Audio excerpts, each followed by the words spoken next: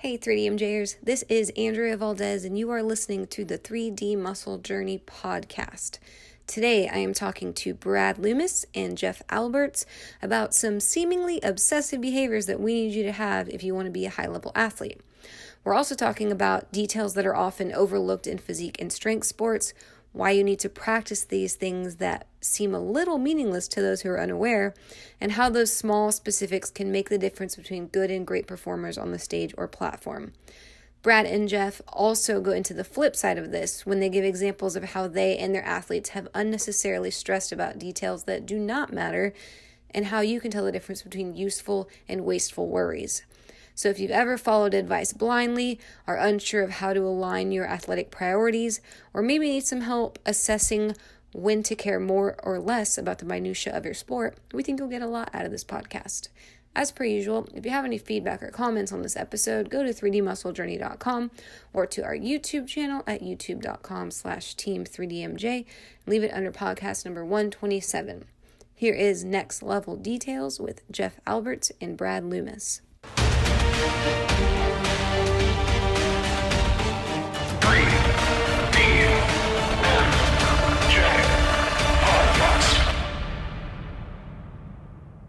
So we've done a podcast on the details that matter. A long time ago.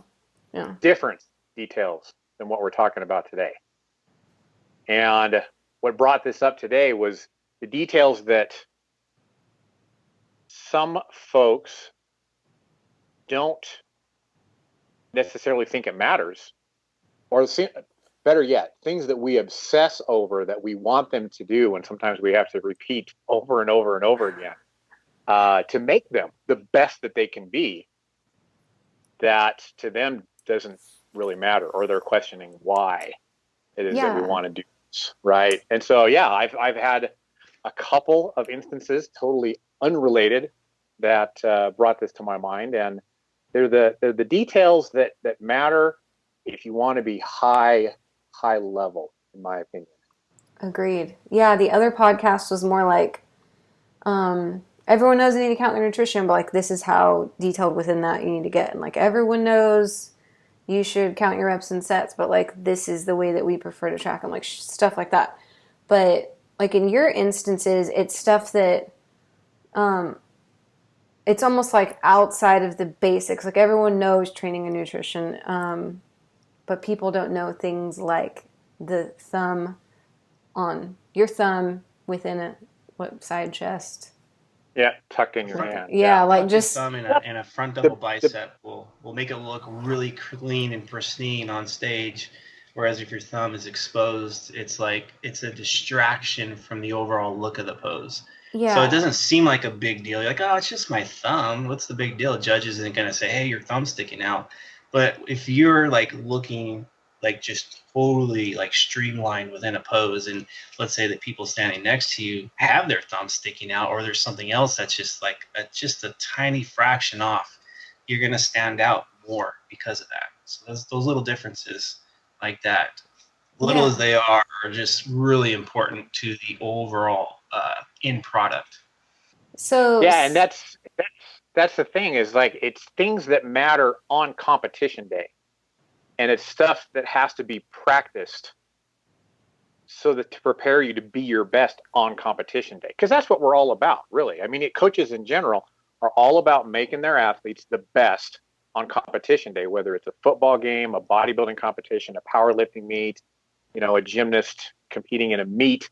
It's the things that we're going to do now that may seem insignificant, but we've got to do them every time, and we got to pay attention to make us the best that we can be on the stage, the field, the platform, etc. Yeah, so let's assume in this episode they weight train well, they know how to diet. But outside of that is the stuff that we want to talk about today, yeah? Mm-hmm. Yeah, there you go. Okay, let's do that. Brad, would it be okay if you talked about one of your, like anonymously, one of the conversations you had today with one of your athletes? What? Say that again, Andrea. I said anonymously, like without, I don't know if you want to say who it is, but just as an example. Yes. Okay.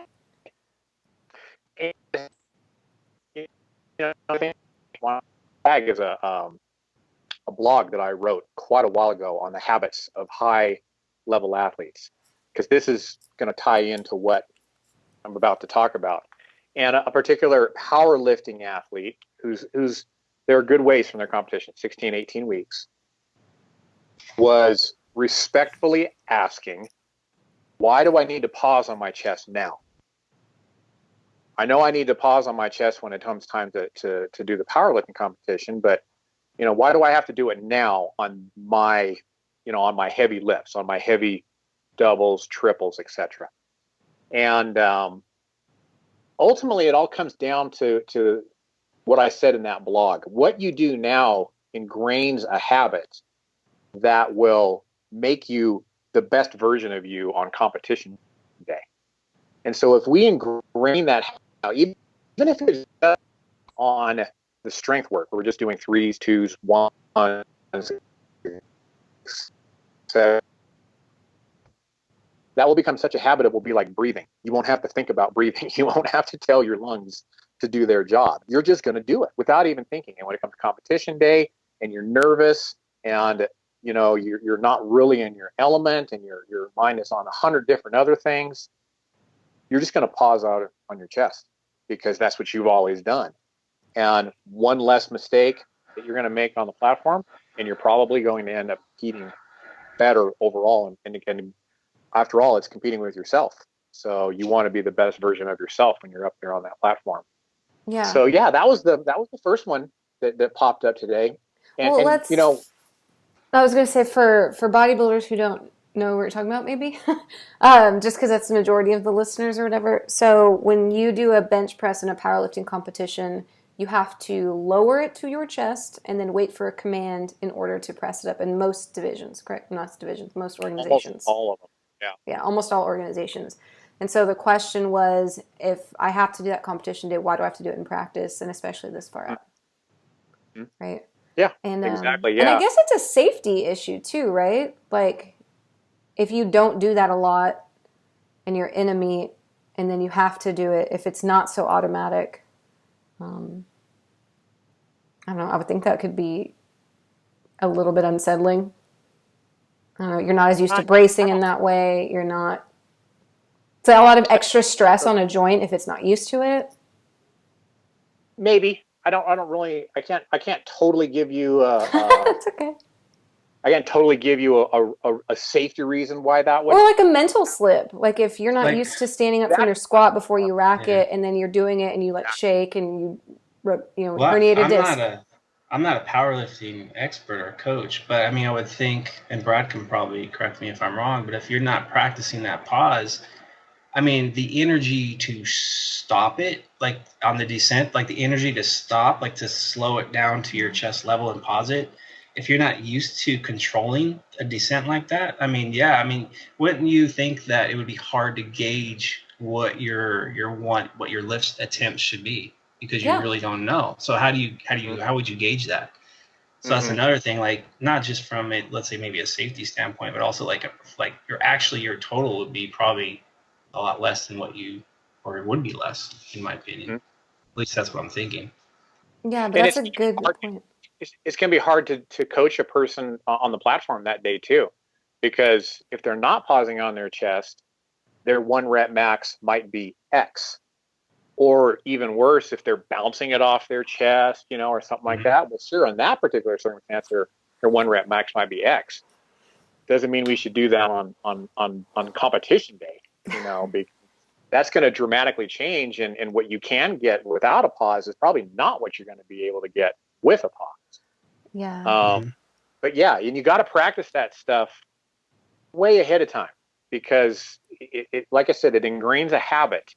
And plus, I mean, thinking back to that blog that I wrote, I remember one of the things that I researched was, I think it was Jason Kidd, that every single time he shot a free throw, he blew a kiss to his wife and kid. Yeah. I used to watch him do that all the time. Yep. Yeah, okay, so it was Jason Kidd. From what I understand, he didn't do that necessarily. I mean, it was a nice gesture and all, it's his wife and kid and everything, but it helped his timing. It helped his timing. He did the same thing every single time, and it made him a better free throw shooter. And And so if you're practicing pausing on your chest, you're probably going to make yourself a better bench presser as a result, because you can figure out things like your timing, and you can figure out things like the rate, like Jeff was talking about, the rate of the descent, as you're doing your training, and you're getting better and better at the skill of lifting and doing what it is that you were doing. And I think it goes, as we're about to talk about it, it actually goes way beyond that as well. Yeah, and I think too that, or not just think, but like isometric.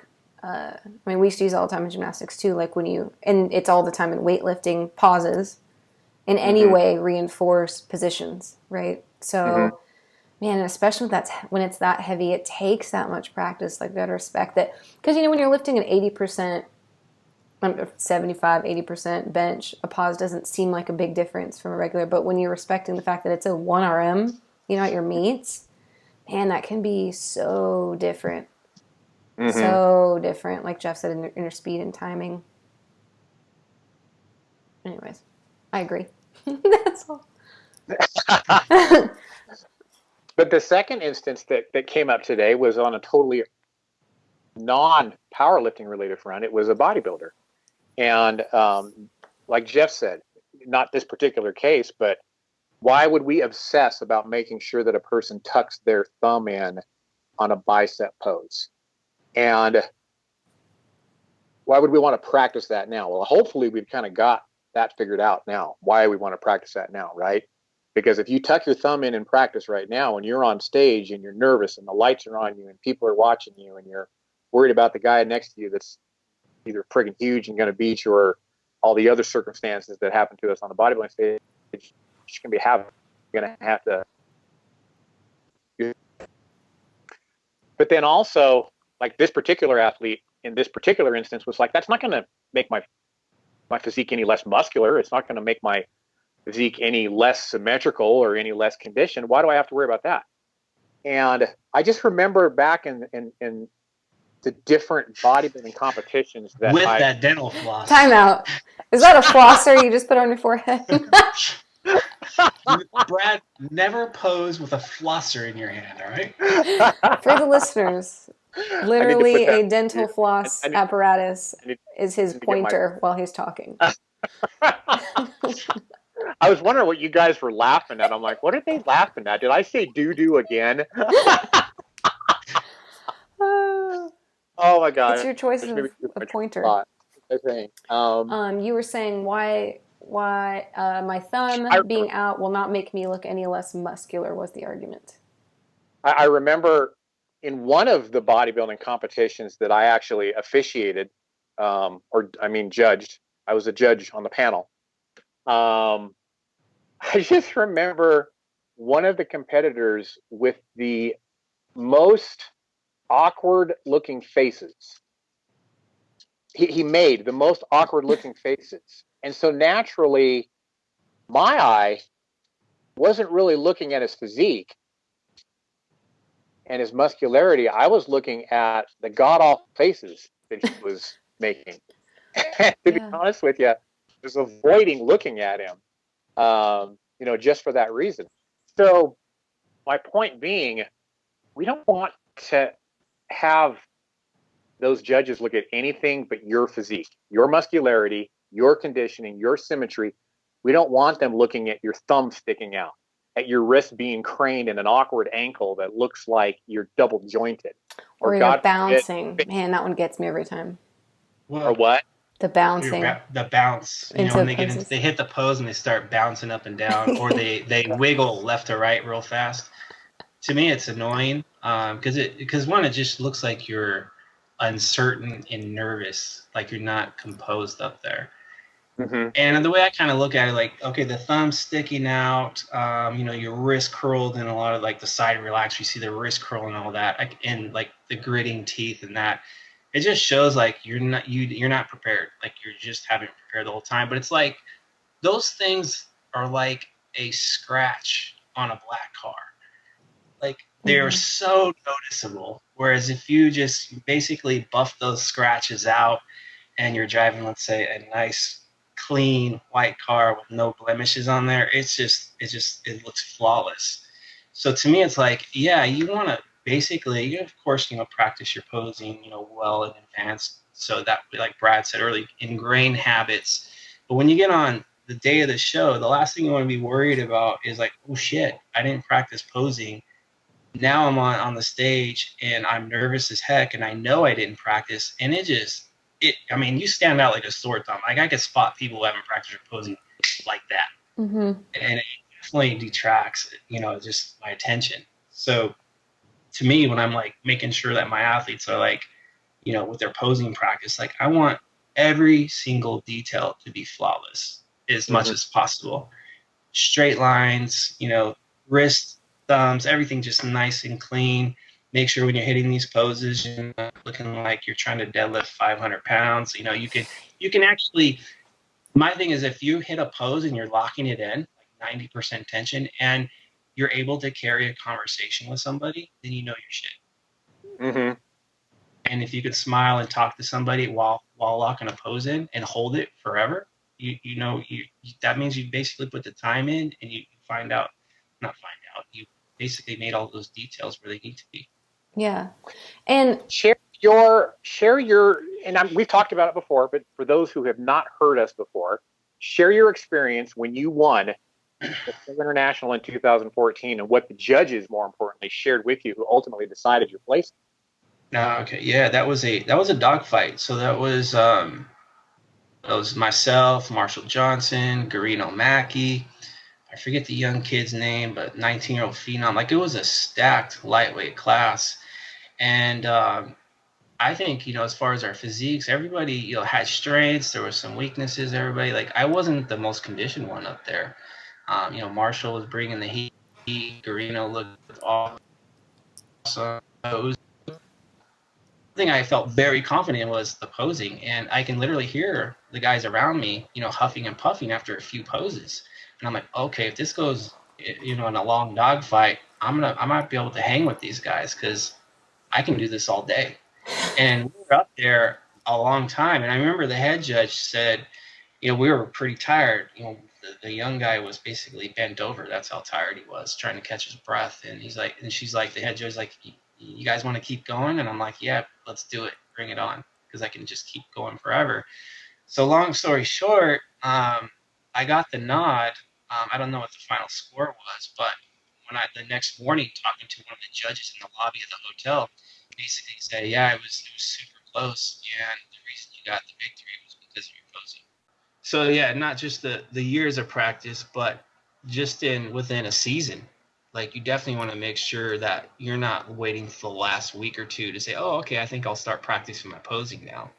Especially with something like posing, it takes a long time to master. Like, I could go in and learn an RDL in like maybe 3 or 4 weeks, get the motor patterns down and all that. But posing, man, you're talking like the posture, the positioning, the stamina, your ability to breathe within the poses. Like, that literally takes weeks. I think it's so underrated by It is way underrated. Almost everyone.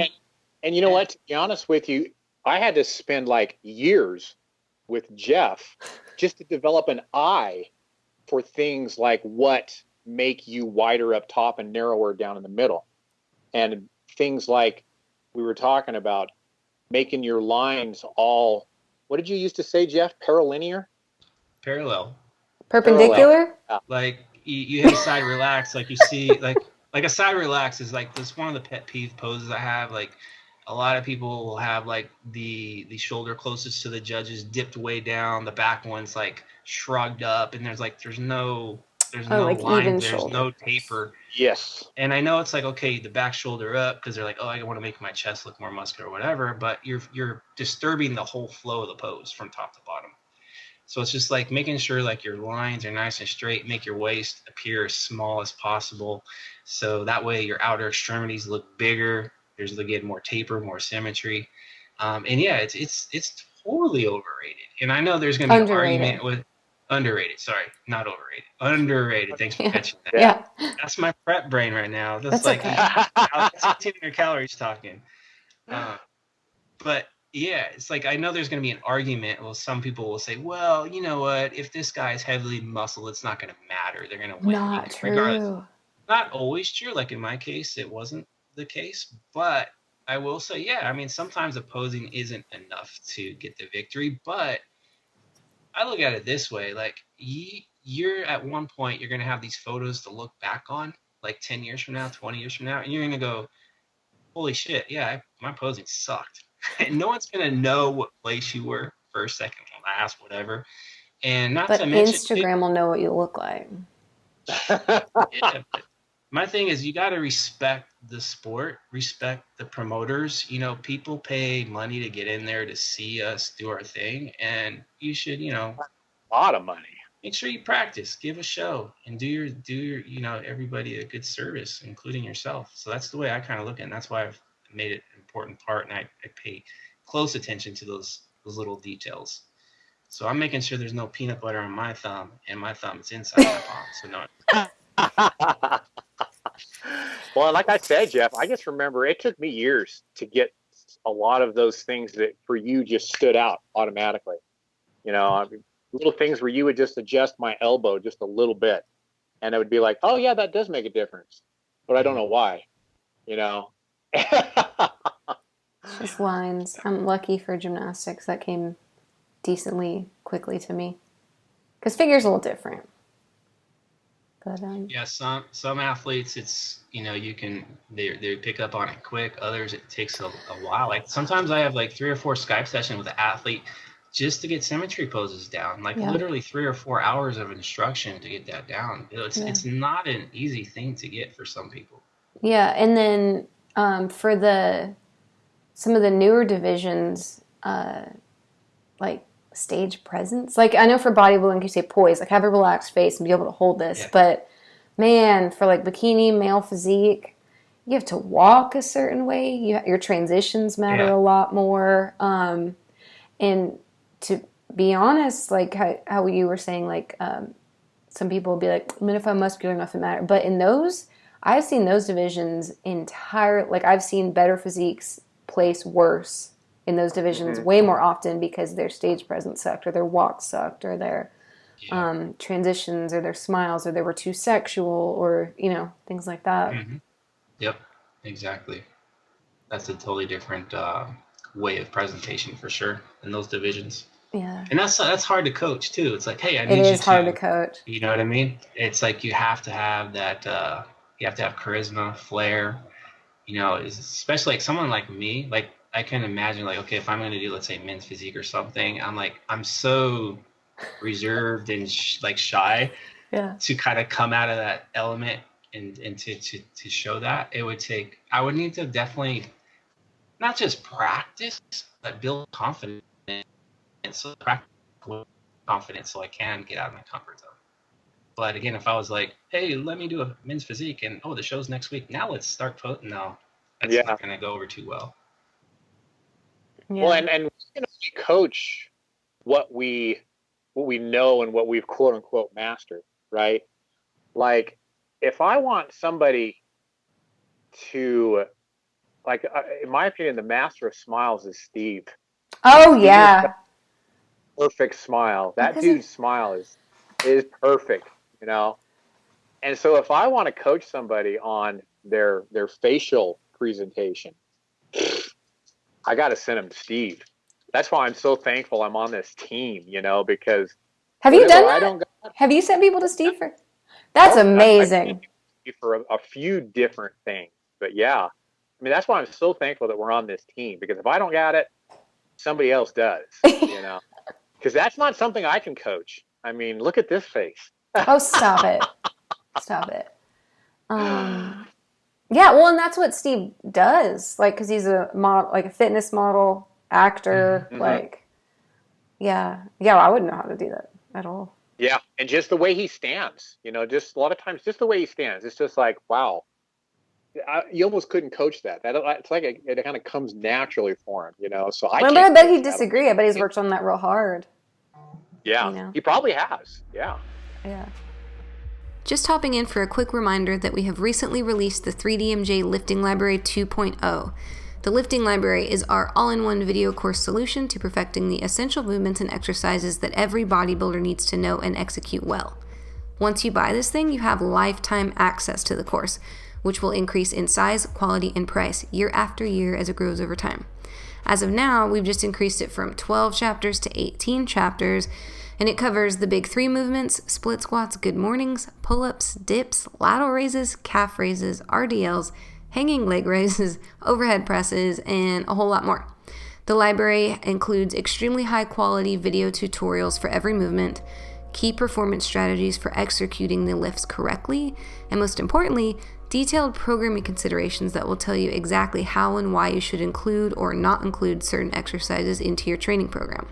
So go to liftinglibrary.com, sign yourself up now for lifetime access, and every few months you'll be notified of when you have new content in your course so you can log back in and build upon your training education for years to come. Again, that's liftinglibrary.com. Go there and sign yourself up for the free trial today. Jeff, who's calling? Steve. Steve? His ears are burning. Hello, Steve? Yeah. I'm going to send you that person next week. We're going to work on that smile, and I need you to make sure the fiber intake is where it needs to be. All right, man. Thanks. See? That was 100% that was Steve, for sure, on the phone. Oh, man, gotta love it. I'm trying to think of like what, posing. I think that of all the things that are really like a big body of details that get missed, I think posing is the biggest one for competitors. Yeah. For powerlifters, do you think it's commands? Do you think? For sure. It is? Especially first timers. I can't tell you how many first timers I've seen walk the bar in after a squat and they don't get the lift. It was hard for me, like to think. Yeah, you speak from experience. Yeah. You know, and when that's your very first lift, the very first lift on a powerlifting day is a squat. And you're nervous and you got all these eyes on you and you've got these judges making sure that you get the right depth and that all this other stuff has to happen. It's usually heavy. You know, it's not 1 rep max heavy, but it's still kind of heavy. It's not something that you can just get up in your sleep, you know, and you just walk it in because you forgot and didn't practice that rack command, and you get 3 red lights. Your first lift of the day, a lot of times your confidence will be shot for the whole rest of the meet. Yeah, it kind of sets the tone, huh? Exactly. You just missed the first lift of the day. And it was a dumb mistake. You're probably going to have no problem with it otherwise. But basically, you just took away from your potential, because that means on the second lift, we could have gone up. Now, yeah, we can go up, but, you know, we got to make sure that you get on the board, you know. And so you may have just left 5, 10, 15 pounds on the platform because we're not confident enough to go up in the second lift until you get on the board, you know. So, yeah, I think that's the commands. I mean, maybe little things that you overlook. Like, for example, some organizations, you can't have like your socks and your singlet touching, you know, or you can't have your socks and the knee sleeve touching. And if you don't practice that and you don't practice putting your knee sleeves on and getting everything right, you know, you could overlook something like that. A lot of times the judges will stop you before the actual lift happens. But there's little fine details like that you've got to practice and ingrain over and over and over again to be the best version of yourself and compete, you know, the best way that you possibly can on competition day. And so, yeah, that's kind of all the details they're really important for competition day. You know, again, I'm not a powerlifter, but like with my RDL, like that's a lift that I kind of maybe like the same thought process you have around your big 3 is like, I want to make that the best I can be and really load it up and all that. So I always wear like the same 2 pairs of shorts. I wear the same Dickies socks because I like to do my RDLs without shoes because I could feel my feet on the floor better. So those socks are thick. They're kind of sticky, so they stick to the mat really well. And then I've really like thought about my walkout because I lift off from the safety arms on my rack. So I make sure I do a small 2 little shuttle step walkout, and I master that because my thought is if I can walk out with 2 small steps, it's less energy than like taking these 2 or 3 or 4 big steps away from the rack. So as long as I can step back enough to clear the bar from the rack and I know I'm safe that way, then I know, okay, that's more energy that's actually going to go into the lift. So that's kind of my thought process. Like it's these small little details that you wouldn't think make a difference, but they can, especially when my RDL is, getting up over 400 pounds and I want to try to improve it, like to improve it from 405 to, let's say, 415 for the same number of reps. Doesn't seem like a big jump, but when you're lifting that much weight, that's a huge amount of energy it's going to require to move extra pounds. So making that small little two-step drop, I mean, that's energy, like I said, it'll go into the lift itself. And so I basically have been, like, slowly over time trying to master that, like practice, and ingraining it to better myself on that lift. But it's kind of the same deal with the posing thing. It's the same concepts. Well, efficiency, that's a good word, efficiency, because that's in a lot of athletic area. Like, it sounds weird, but you need to, like you said, practice your practicing. Like, I know people that, like athletes that we had to talk about how long it takes them to warm up, or how many, or how they don't take enough jumps in weight in their warm up, so that when they get to their top set every time they feel smashed, but by their third set they feel great. So it's like all, maybe you don't need a foam roll before you work out. Maybe like Matt Ogus, when we train with him, y'all know this, he has like this hour-long intro to his workout, but he can do that. He's used to it. He needs it. But a lot of people need to work on efficiency there. I think there's an efficiency in what you do between sets. I have friends that take a long time between sets, to the point where they cool down sometimes, being on their phone. Like, I know, like, and you said your two steps, so there's like efficiency within the lifts, there's efficiency within your workout. I know we've talked a lot about, like, Jeff, because he's in prep, efficiency just with your day, like with your errands, when you do shit, but I think, man, like that word that you said, efficiency, that means a lot to me as an athlete, in like, how am I doing everything to get the most out of it? Not just the fastest, but just the most out of it. Like using energy where you want to use it. You just froze up, Andrea, and I started talking right in the middle of it. Sorry. That's okay. Do we think we can go on, Jeff? Or do we need to go backwards? No, we're good. Okay. That's okay. Sorry to interrupt you, Brad.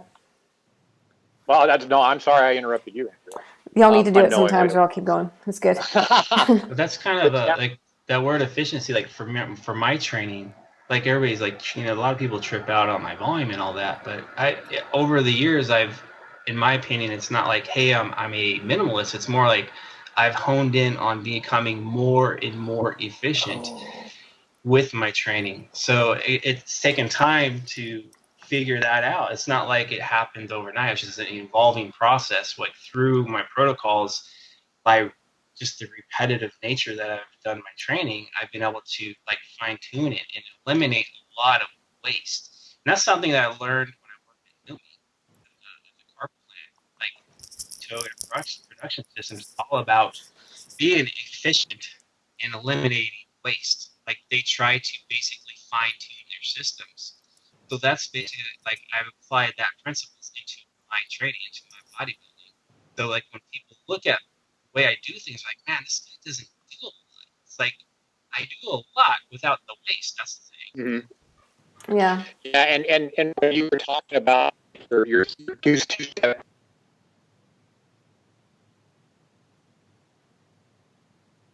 yeah, it's one thing to practice, but like Vince Lombardi said, practice doesn't make perfect. Perfect practice makes perfect.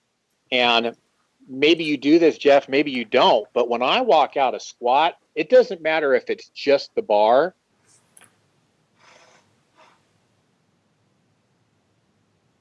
£90. I do the same thing every single time. I get underneath the bar, shake my knees out, take a big breath in, blow that bar up. One step back, two steps back, finely tune, adjust, look my head up. The same thing every single time. And like you guys were talking about with efficiency, if I'm doing that on every single one of my warm-up and my ascending warm-up sets, shoot, not only am I getting really practiced, but I'm getting the most out of every one of those warm-up sets too, so that I'm not either A, totally wasted by the time that I get that first heavy set, or B, there's no wasted effort on that. There's no waste first set. It's ready to go. That first set's it's maximum that it can be. Yeah, pretty much every lift I do, there's some type of rhythm to it. Mm-hmm. And people all the time say, oh, it's light. Why do I need to worry about that now? Well, now you know. It's like even when practicing the posing, that's why I put out a 12-week schedule of how to practice. Mm-hmm. So there's efficiency to it, and it's like a slow, gradual build-up to it. Slow, gradual build-up, it's kind of like the volume goes up, and then it kind of tapers back down as the show gets closer. So it's like with your practice. Because eventually when you get on stage, you'll be very efficient. Like I said, you'll be able to hold these poses, and you're not even, you can carry in a conversation. That's how relaxed and poised you are within it. Yeah. So yeah, another detail that I noticed on myself was like a week ago. I typically have my pre-workout meal around 12:30 in the afternoon, and then I train roughly a couple hours later. Mm-hmm. And I eat a big enough meal that carries over, and I do just fine with performance. But on that particular day, I worked a little bit later. I worked through kind of that lunch hour, and then I ate, actually the opposite. I ate lunch earlier because I had an appointment after. So I had like a longer window as far as my pre-workout meal to my training session. And man, first exercise in, it was very noticeable that I just didn't have no work capacity. And it was a terrible workout. And all the other things that like sleep and all that were fine. So I knew it was like just that hour difference in the meal timing that made a significant difference. So I know now moving forward, like, okay, because usually I'll be like, it's not that big of a deal. It's just an hour, you know. But you're so far into prep. Yeah, with prepping and where the calories are at now. And yeah, it's like that matters a great deal as far as that pre-workout meal and that timing. So those types of things, like sometimes you think like, it's not a big deal. It's just a half hour or whatever, but it can definitely impact performance in the end result. So yeah, it's definitely for me, I want to make sure that I'm, making more of a point to be on those details. Because for me personally, training for as long as I have, sometimes I can get a little complacent with these small little details. I'm like, whatever. It's not going to impact the big picture. I've been doing this for so long, but it does. I have to remind myself every now and then that, if you want to be like Brad says, you want to go to elite, then you need to make sure you're crossing those T's and dotting the I's.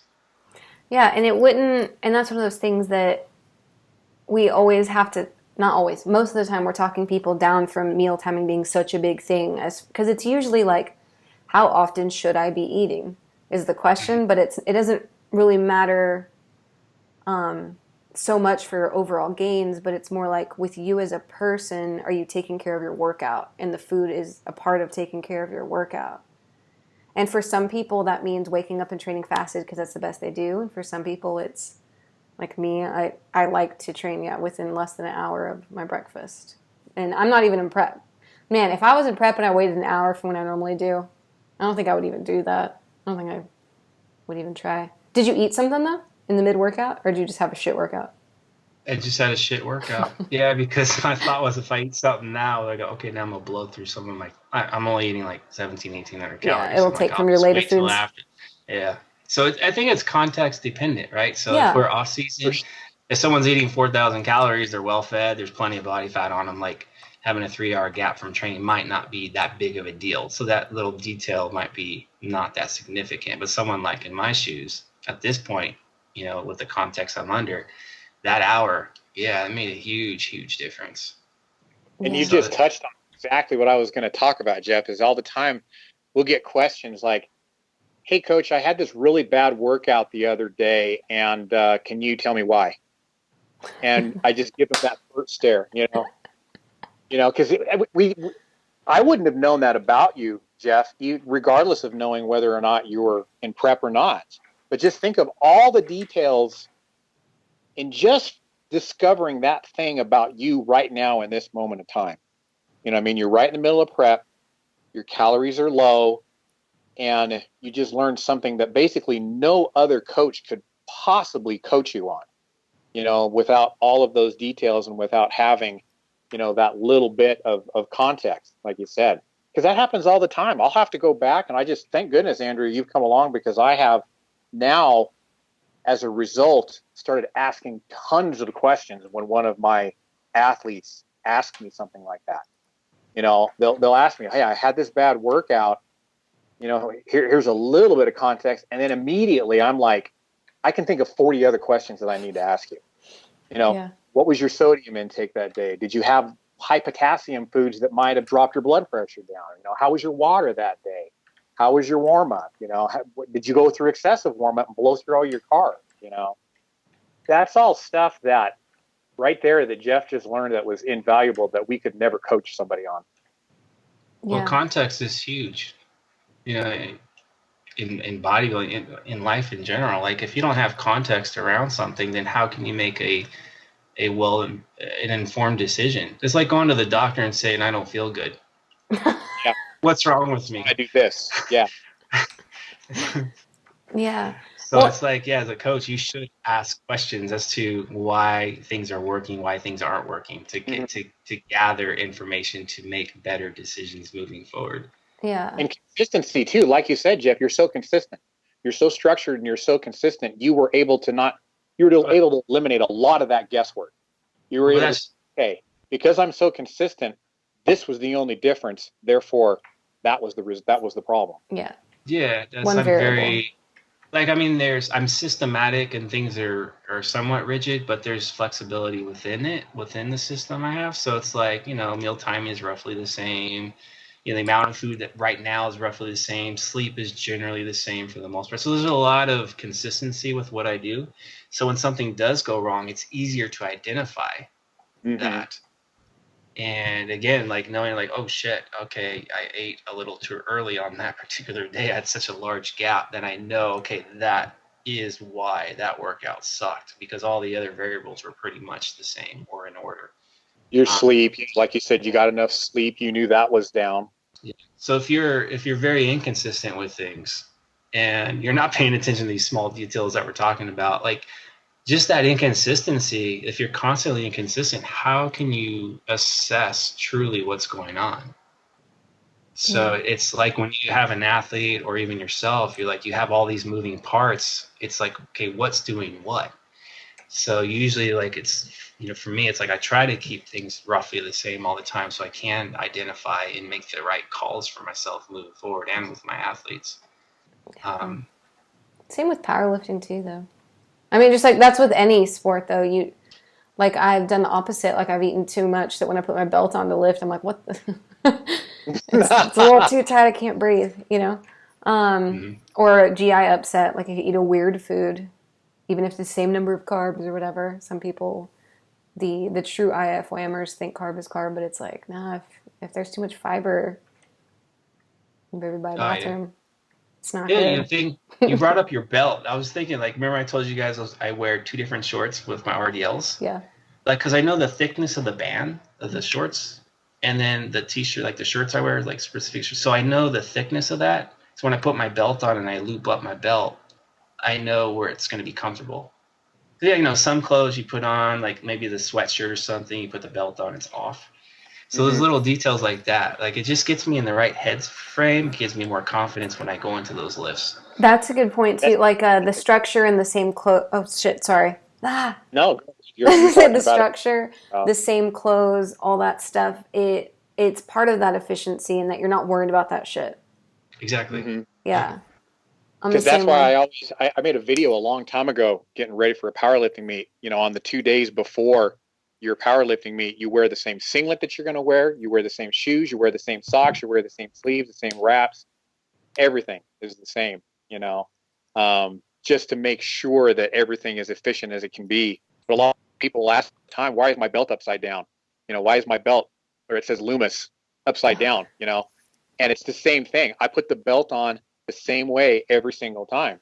And when the belt is the other way and I latch it, because I'm built the way that I am, my ribs are closer together to my hip bone on my right side than on my left side.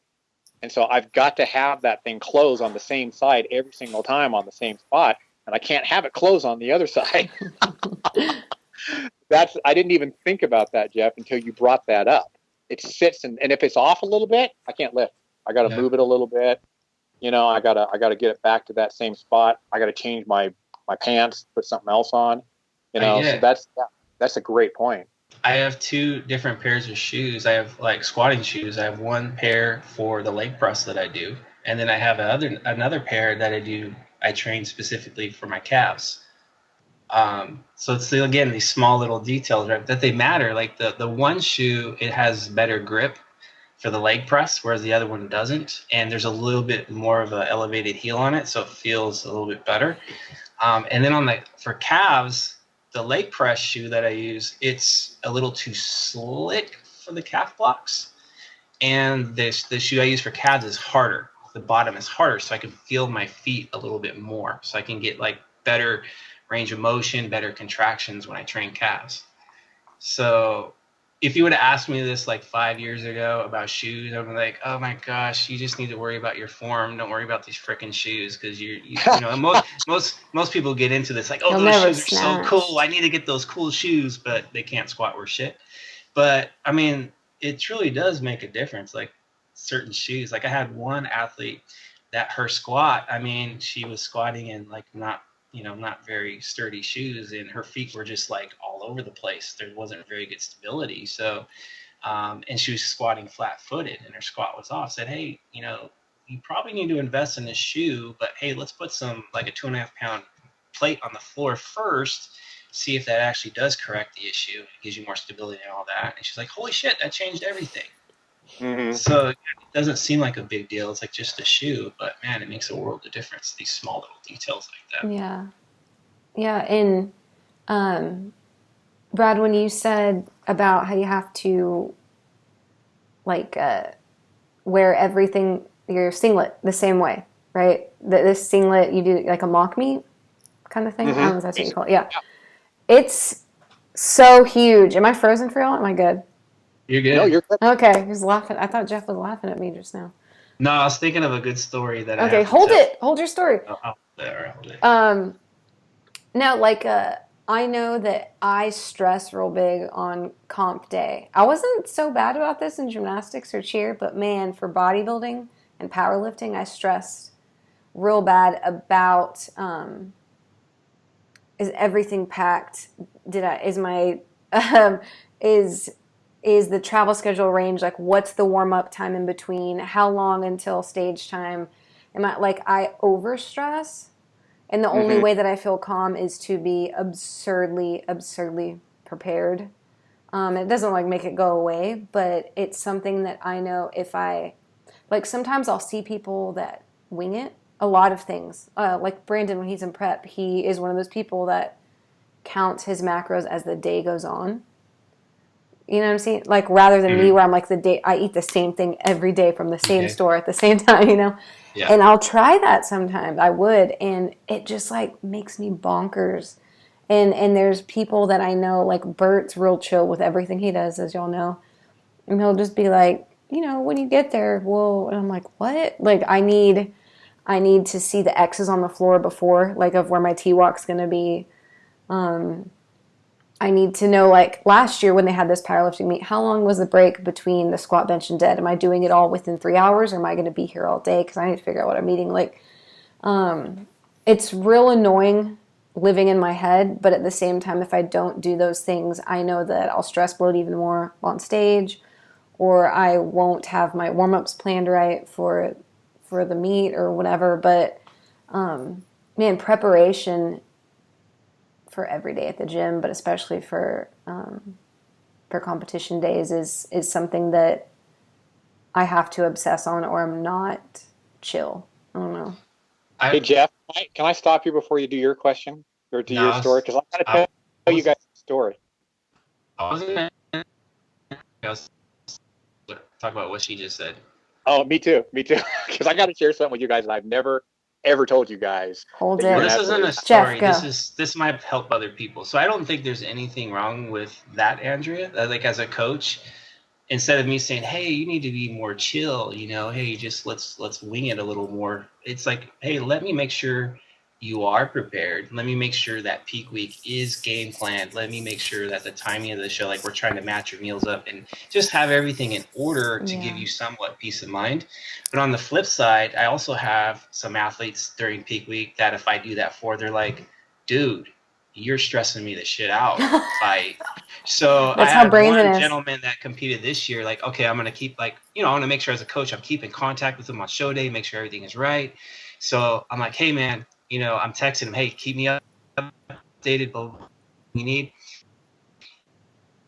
He's like, you know what? I think it's nice and great that you want to make sure I'm taken care of, but I don't need that. I'm okay. Yeah.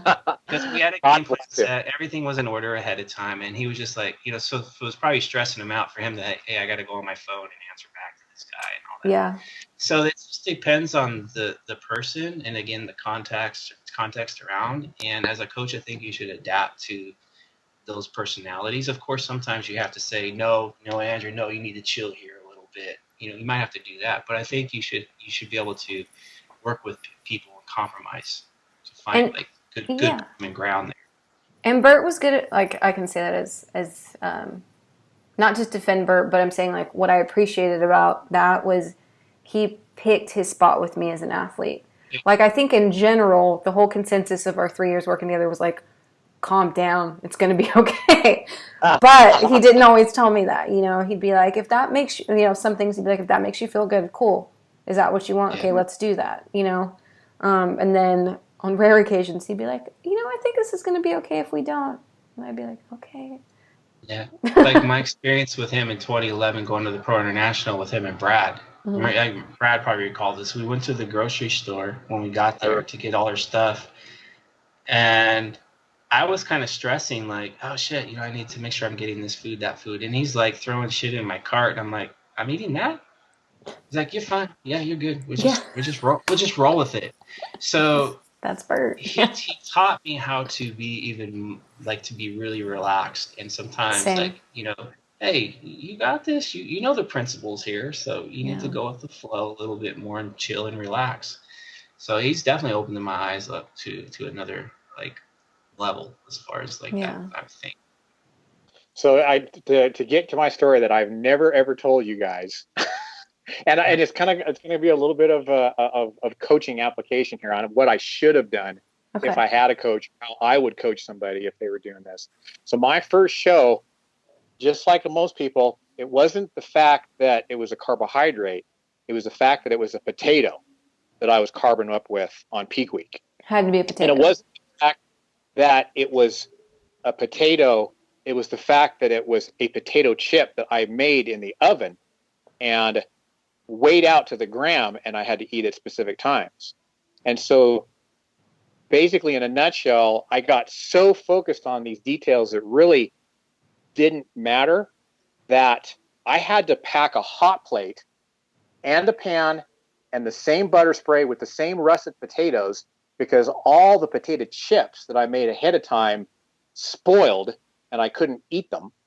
And I had to have potato chips. I had to have potato chips. So I made a hot plate that I took to the competition. No. That I could put into the hotel room, that I could cook up with the same butter spray, brought my scale, an analog scale that I had to hang up from a little in the bathroom. Oh my gosh. Yeah, that's really efficient. Guys, I spent almost the whole weekend before the show packing my hot plate, packing my scale, packing all my potatoes, packing all that stuff. Now, if I was to coach myself today, I would have said, you know what? If you want to do that, that's fine. Okay, you can go ahead and do that. But you can just as easily buy potatoes right there in the town that you're going to be competing in. Okay, and you can go ahead and you can chop up your best guess of what you think 49 grams is and cook it and go ahead and eat it. You don't even have to go that far. You can go ahead and say, okay, we're going to go ahead and buy potatoes. And this is something I learned in some of my other competitions. Just cook the potato in the microwave and then mash it up. That's okay too. Really, does it even have to be a potato? It can be something of equivalent value that's got about the same amount of potassium and carbohydrate in it as well. Okay. So that's something I've never told you guys is you cooked at your show. I cooked in the hotel room in my show, and in between the prejudging and the night show, guess what my dumb ass did? upstairs to the hotel room to cook my potatoes and weigh them out, you know. But there again, kind of like you were saying, the way that Bert was, it's like, okay, if it makes you feel better, go ahead and do that. Give yourself plenty of time. Pack your hot plate, pack your scale, and everything like that. But does it have to be a potato? No. There's a values of carb, potassium, and fiber, and, you know, the insoluble fiber in an apple, right? You can go ahead, go to the store and get an apple, right? Shoot, I remember I locked myself out of my room, you guys, and I about lost my freaking mind. It was 10 minutes late eating my 49 grams of potato. I like how you couldn't have 50. No, not 50, 49. On an analog scale. I had to get to that spot in between the line that was 49 and in between the number 50 and have, you know, 49 right there. So that's obsessing over the details that don't matter. Don't matter. Yeah, exactly. Jeff, what were you going to say? Guys, your faces right now, you're just like, oh my God, Brad's borderline crazy. No, I've done dumber shit for sure. Or just as dumb. What was your story, Jeff, that we asked you to hold?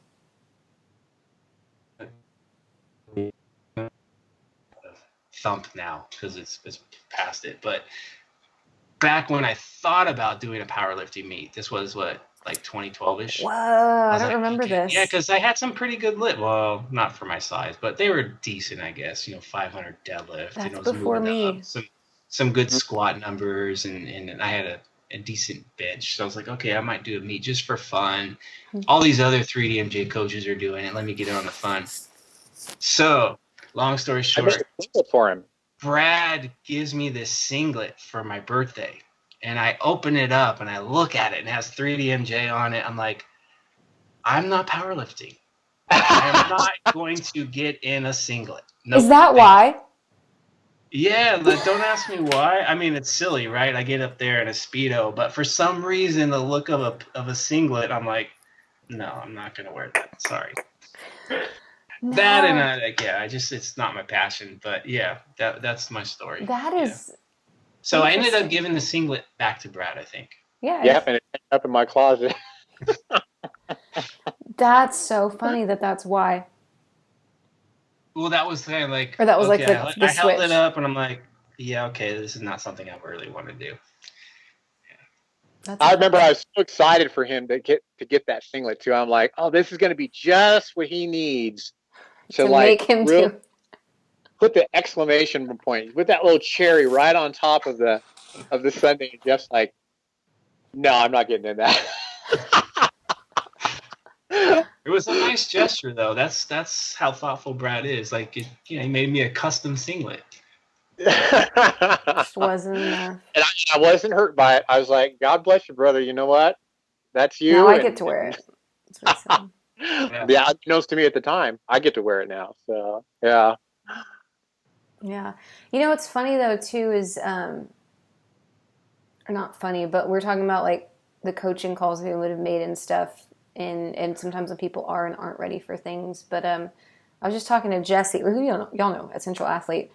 And it made me look up these pictures that I just posted on Instagram from me in 2011, before my first. Mm-hmm. Where I look, in my opinion, I look way better there than I ever did on stage. But it's like I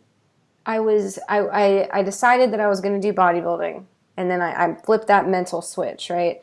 And then I only did what articles or my coach said for like 5 years or something. And it wasn't until I stopped coaching that I was able to learn a lot of these things myself. So I stopped being coach. And we have talked so much about the value of coaching. But it was just like dawned on me recently in a couple conversations that like when Jeff's saying like 5 years ago he wouldn't have noticed all these details about the shoes and the belt and the things like that. Like I never learned. I like literally forgot when I was hungry and full. Like I shut that off completely. I only lifted by other people's prescriptions or suggestions, but I didn't realize that like when I lift this way, I feel better. When I have this warm up, I feel better. Same with food. Like I always thought I needed to have a big breakfast and put all my macros before my training session. But I actually now I know that I do a lot better with like a smaller breakfast before my training session. I also ate so many vegetables for so long because my carbs were so low. And I actually don't tolerate a lot of vegetables very well. Like I had forever gut issues the whole time I was pursuing bodybuilding.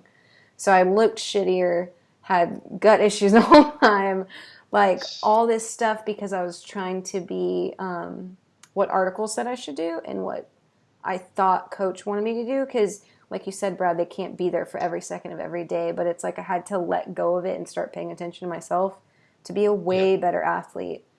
So I think the detail there is like you said, like pay attention to yourself. I think basically what I'm getting out of that, that's why for me personally and for us as a whole team, why we coach principles over details, or you know what I mean by, hey, here's this specific training program. You need to do X, Y, and Z exactly like this all the time. And just that, I mean, everywhere basically like the way I like to coach is, we may have to set up someone a little more rigid to get them within the system. They learn the system, but over time it should get a lot more flexible.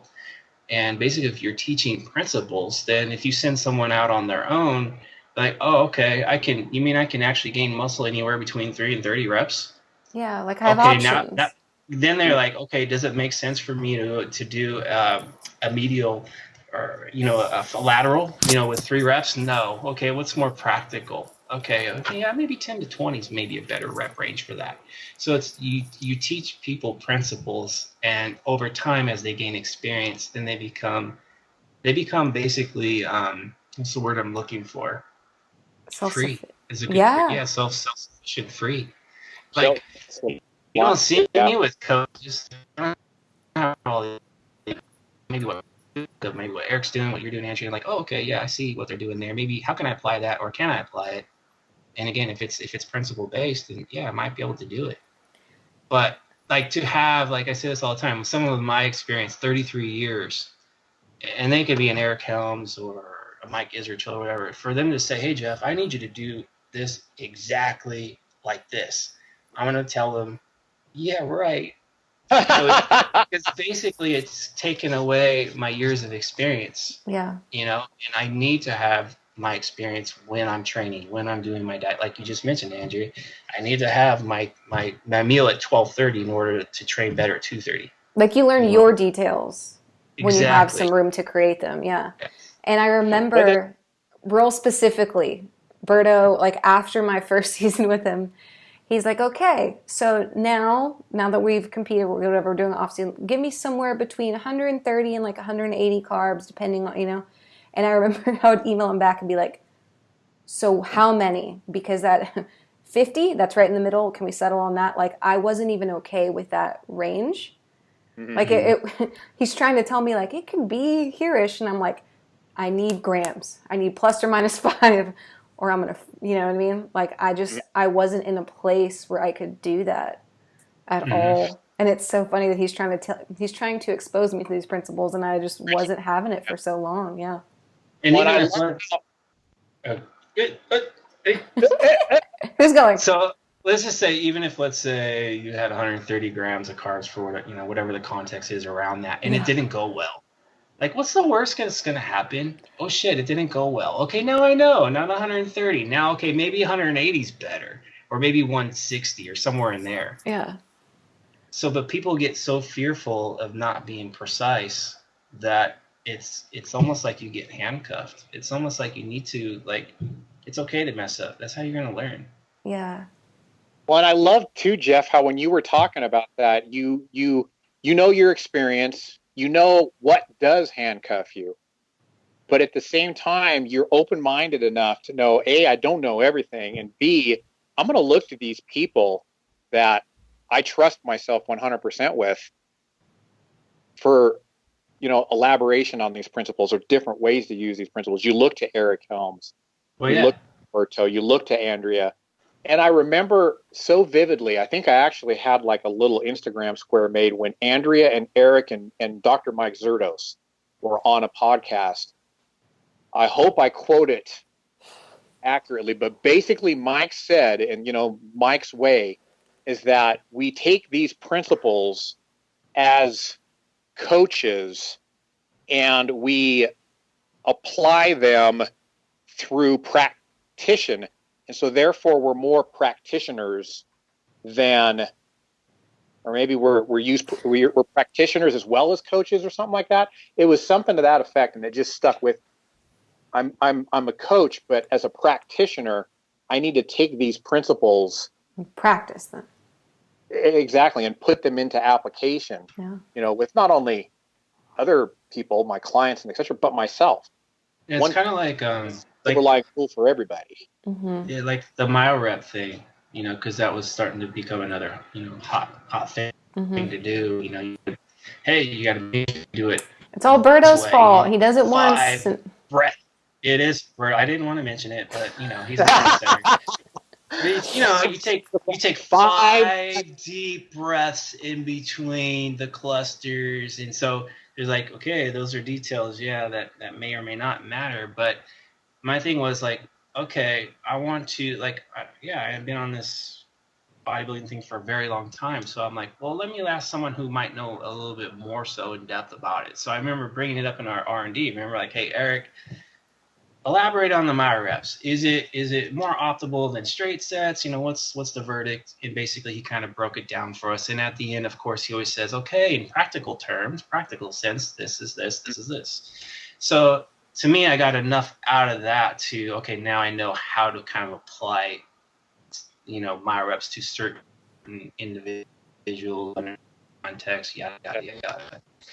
So it wasn't about, hey, I'm going to do my reps and be so specifically detailed with it. It was more principle, like what's the principles around it? How can I apply it in a practical manner? Some exercises, hey, I might need 5-second breaths. That's cool. It works there. But I'm like, hey, you know what? 10 seconds might be a little bit better because 5 seconds, I can't maintain my form through it, And again, I lose that efficiency that we were talking about earlier. And the last thing I want to do is get injured or something like that. So maybe a 10-second break in between clusters is better than 5 seconds.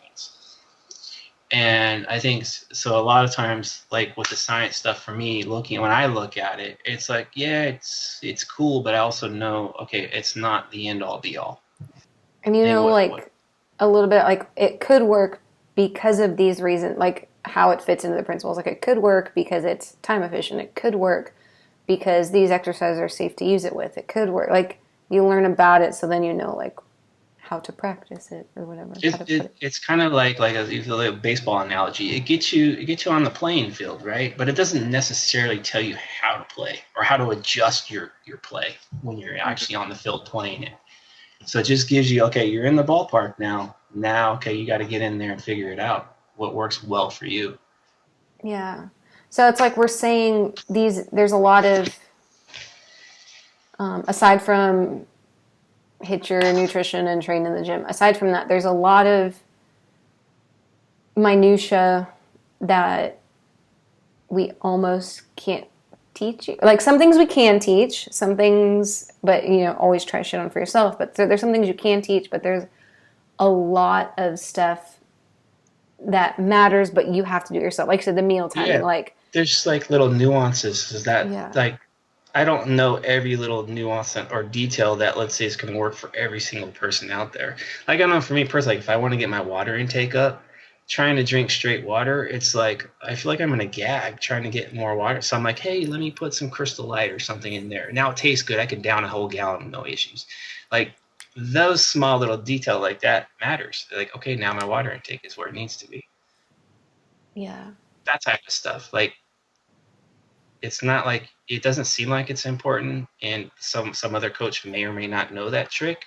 So if you're, let's say, being coached by that person doesn't know, then how can you pick up on it? Yeah. Well, and other coaches are going to go, but Jeff, there's sweeteners in that Crystal Light, and those sweeteners could mess with the, glycemic index and your blood sugar and the detoxification factors of your liver and blah, blah, blah, blah, blah.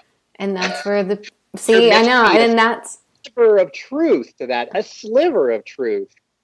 But what matters more, your hydration as an athlete or the tiny amount of sweetener? Yeah. Yeah, exactly. Yeah. So, man, that's a detail to learn how to pick your battles. Like, because everything someone's going to argue for and against, but is like, as an athlete in my situation with my sport, with my goals, is this thing going to have more of a positive impact than this other thing? And for an athlete, hydration would be a bigger deal than like half a freaking serving of Splenda to get it all down or whatever. So with that, you need to go back and listen to our critical thinking podcast. Yeah. There you go. No, but that's a good lesson. Like the details. Man, so how would you say someone could start to figure out their details? Pyramid books. Know the principles. And that helps you set priorities. Exactly. Like if you're doing things principle based, then you have the general guidelines in place. And then from there, it's like, okay, once that's set and you start following through with this, your day to day, like, I don't know about you guys, but usually when you start something and your day to day starts to slowly evolve over time, like you start doing these small little things here and there differently. Maybe it's not working a certain way. You go, oh, let me change that. And over time, things start to evolve and it starts to become more and more automatic. And when things become more routine, like I said, it's easier to predict things. It brings a lot more confidence because of that. And it's easier to assess and to identify and to change things. That was a good answer. No, that was a really good answer. To hit the flip side, how do we know what, it might just be the opposite, but like, how do we know what doesn't matter? And we'll start with know your principles, because everyone, you can find something on the internet that could tell you every fucking thing matters, first off. So you have to. Like, I realized bringing a cooker to a show and cooking potatoes really didn't matter. But see, he didn't know because he didn't know the principles first. Yep. He didn't know that he can get 40 grams of carbs outside of a potato. Or that potatoes from the restaurant down the road from his show are probably made out of similar things to the potatoes at the grocery store.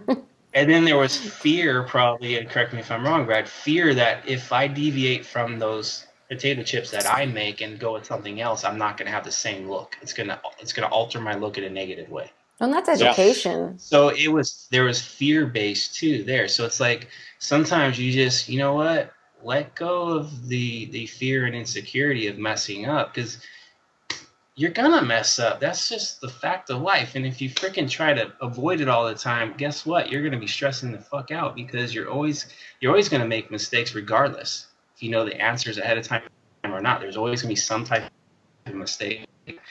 Just make a mistake, learn from it, and then move on. So that's kind of what that's why my 40s, like, I love my 40s. Like, I wish I had this mindset back in my 20s and in my teens and even into my 30s as a bodybuilder, because I would just be a far more efficient bodybuilder, physically, mentally, and emotionally. Yeah. And kind of bringing it back full circle, because I kind of feel like we've gotten way off topic from where we started here about 2 hours ago, but don't care. It's been good. You know, I think it's important that we do things and reinforce the practice of it. You know, we reinforce, okay, you know what, we can run maybe a peak week in conjunction with a diet break to test things out. We can practice it and prepare ourselves better for competition day and make you better for competition day. We can have a warm-up show to where basically we don't care what our placing is in this show. Really, we don't even care even what our look is, but we know we're close and we want to perfect our look from this show for the next show, you know, that we're really gonna focus. It's always good to practice a meet in the gym, have a mock meet in the gym, or even if you're just doing a regular testing session at the end of one of your mesocycles of training, treat it like a meet, practice it, do the commands, have the whole 9 yards ready. That way, when you do compete, you've practiced it and you've gotten those little details figured out that are going to make you better on show day or on meet day. When you practice your posing, practice it perfectly. Coach said that I need to tuck my thumb. Coach said that I need to have my wrist straight. Coach said that I need to make sure I get both shoulders plainly into view on my side symmetry, and they need to be level. And practice that over and over and over and over again. Practice your poise, practice your smile, practice your breathing. so that when you're up there on the stage, you're presenting the best of yourself. You're the best you can be on that particular show day. Jerry Rice used to run every single reception that he caught in the touchdown. Every single time. Every practice, every single time. He ran it to the end zone. Because when he was on the field, if he caught that ball, he didn't even have to think about it. He knew exactly where to go because he had done it hundreds and hundreds and hundreds and hundreds of times. And that man is in the Hall of Fame, and he's widely regarded the best wide receiver ever, even though he won the fastest. So I just wanted to bring that full circle.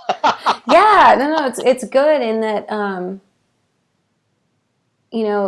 like you said, there is shit that wholly matters, but it's almost like if you could test it within the confines of what we talked about. So like if you don't know which details, because there's 1,000 things that you could do, implementing the pyramids, right? Starting with the big things, you have those under control first off and then work your way down. But also when you're testing things like Jeff said, maybe you create a structure and test all those things one at a time, going upwards through the pyramid. I don't know. I'm just trying to think like how would be a flow if I had 1,000 ideas. Would be like in priorities and in a controlled environment. Yeah. Damn you guys. I am just bummed that I can't train right now because I'm like really motivated to like set up my whole next block of training and get my structure straight. And shit, I got to wait 3 more weeks before I can do that. Is it 3 more weeks? Yeah, Brad just had surgery, listeners, but he's getting back out there. Okay, well, thank you guys for chatting. I think that was really useful. You're welcome. And I'm pretty hungry now. I think I'm going to go slice up some potatoes. Great. You can only cook them on a hot plate, though. So if you need to go to Walmart, maybe. I might have to make a dash to Walmart, yep. All right, see you guys. Hey there, this is Coach Eric Helms. Thanks so much for listening to our show. 3DMJ prides itself on keeping this show, our blog, and our YouTube channel as free and relevant sources of information for our community week after week. We also release additional free video courses as often as possible at 3dmjvault.com. If you'd like to help support our mission and our work, please consider becoming a monthly patron of our endeavors. Go to patreon.com/team3dmj and donate just a couple dollars per month to our cause to help educate and grow the drug-free bodybuilding and powerlifting communities worldwide. You can definitely choose to donate more, and if you do so, we'll send you discount codes for future use on any of our paid products. But any little bit helps, and we appreciate your monthly support in any amount you see fit. So again, you can start assisting the team by going to patreon.com/team3dmj. That's patreon.com/team3dmj. Thanks for sticking around, and we'll see you in the next show.